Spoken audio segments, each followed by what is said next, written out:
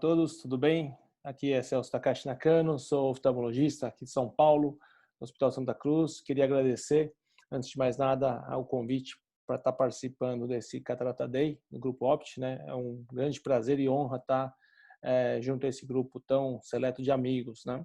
Tá? Então hoje a gente vai falar sobre um tema muito importante, né, e relevante porque muita gente acaba não implantando lentes multifocais, né, com medo da queixa, né, que os pacientes têm, as insatisfações, né? Então, o tema de hoje vai ser a abordagem do paciente insatisfeito após o implante de lentes multifocais. É, de uma maneira geral, né, a gente tem bastante medo, né? Principalmente as pessoas que têm menos experiência têm medo do paciente insatisfeito. Graças a Deus é a grande minoria, né? Tanto é que pessoas que têm utilizado lentes multifocais, ano a ano, a tendência é ele utilizar mais e mais, né? Tem um índice de conversão maior, justamente porque as lentes são muito boas, evoluíram bastante, né? Então o nível de satisfação ele é infinitamente maior, né? Então isso tudo para tirar esse medo, né, que as pessoas têm, né, sobre essas queixas. De qualquer forma, existem sim, né? Então é importante a gente saber abordar da melhor maneira possível para poder contornar, né, esse paciente que estava insatisfeito e tentar torná-lo o mais satisfeito possível, né, fazendo essas manobras, esses ajustes que são necessários sempre, tá? Então, de uma maneira geral, né, então eu acabei fazendo um resumo, né, e dividi em dois grandes grupos, tá? O primeiro grande grupo, né, de queixa, motivo dessa queixa é a dificuldade para enxergar mesmo, né? Então o paciente fala: puxa, doutor, não estou enxergando direito, né? Então, seja longe, seja intermediário, seja perto, né? Mas aí no slide eu coloquei o perto em vermelho porque a grande maioria dos pacientes que implantam as lentes multifocais, eles querem enxergar de perto, tá? Então vamos falar aqui hoje, o principal motivo de querer enxergar perto é poder ver o celular, tá? Então se o paciente implantou uma lente multifocal com aquela expectativa de ter mais praticidade, né, liberdade do óculos para enxergar o celular, pelo menos, e não conseguir isso, então acaba sendo uma frustração bem grande, tá? Então, na hora que vocês implantarem essa conversa, essa explicação, né? E é muito importante em relação a essa distância de perto, né? Vamos falar do outro grupo, né? Eu englobei muito mais fatores, né, no segundo grupo, né? Diálogos, glare, aquela visão meio embaçada, né? Em inglês, visão oleosa, wax vision, que chama, as disfotopsias positivas, negativas, aquelas manchinhas, né? Claras ou escuras, geralmente temporais, né? Então, falta de contraste. Então, são causas, né, de insatisfação, tá, que são bastante relevantes também, né? São frequentes de uma maneira geral, né, mas geralmente são contornáveis, né? Então, tudo isso que a gente vai poder abordar. Mas, disparado, a principal causa, um motivo de queixa é não estar enxergando direito, tá? Então, vamos lá. Sobre não enxergar, né, dificuldade para enxergar, como eu falei, o perto é bastante importante, tá? E quais são os motivos, né? Então, acho que o Ramon, né, na aula anterior, ele abordou, né? Então, o erro refracional, né, residual, é muito importante para que essas lentes elas consigam garantir a melhor performance possível, né? Então, você tem visão de longe, perto, intermediário, mas se sobrou um grau residual, ele vai piorar, geralmente todos, tá?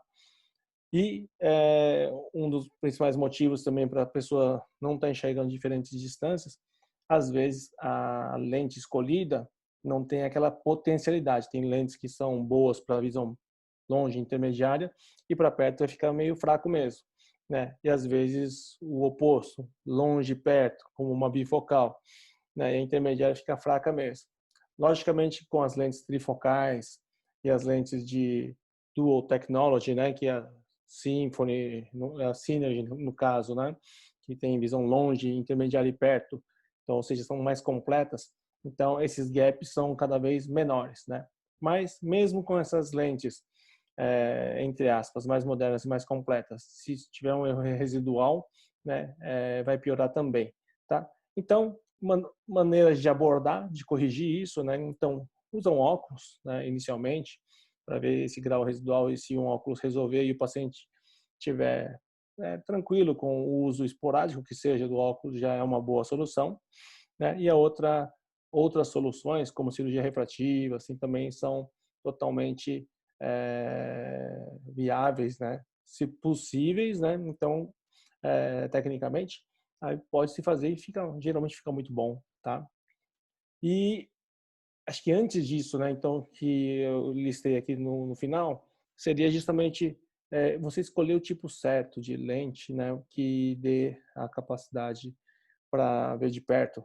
Então, uma lente que tenha potência de perto, né? Então, o intermediário para um pessoal que usa computador ou dirige bastante, vê o painel do carro, Waze, né? Então, uma lente que tenha realmente essa capacidade. Então, hoje tem várias opções no mercado, várias combinações também são possíveis. Então, a gente escolher certo a tecnologia garante muito mais sucesso, tá? E as outras queixas, né, de halo, glare, de fotopsias, elas são comuns, né, porque fazem parte, né, da tecnologia mesmo, da multifocalidade, essa divisão, fracionamento da luz, ele vai dar halos, glare, vai dar um pouco de, né, essas disfotopsias mesmo, né? Então, são temporárias porque existe toda a questão da neuroadaptação, né? Fisicamente elas sempre vão existir lá, tá? Mas elas vão amenizando, vamos falar assim. Mas alguns motivos levam a piorar, né? A queixa, né? Então, os halos, o glare, etc., são mais fortes, né? Então, o erro residual, ele é um dos principais motivos, mesmo que o paciente geralmente fica míope, ele piora bastante o halo e o glare, tá? Então, atentem a isso, né? Miopia residual piora bastante. E outro motivo é descentração, né? Qualquer tipo de descentração, né, do eixo visual, né? E também tem gente que tem a pupila, né, também deslocada, né? O ângulo capa também muito desviado, né? Então ele potencializa bastante essas queixas, tá? Então, algumas outras abordagens, né? Então, erro refrativo, como eu falei, cirurgia refrativa ou óculos, né? E se for para centralizar a lente principalmente, né? Então, tem que ter uma reabordagem cirúrgica o quanto mais breve possível. Quando breve, assim, uma semana, né? 2 semanas, dá para fazer uma reabordagem e tentar posicionar, centralizar o máximo possível e garante uma melhora muito significativa quando você consegue realmente centralizar a lente. É muito importante, tá?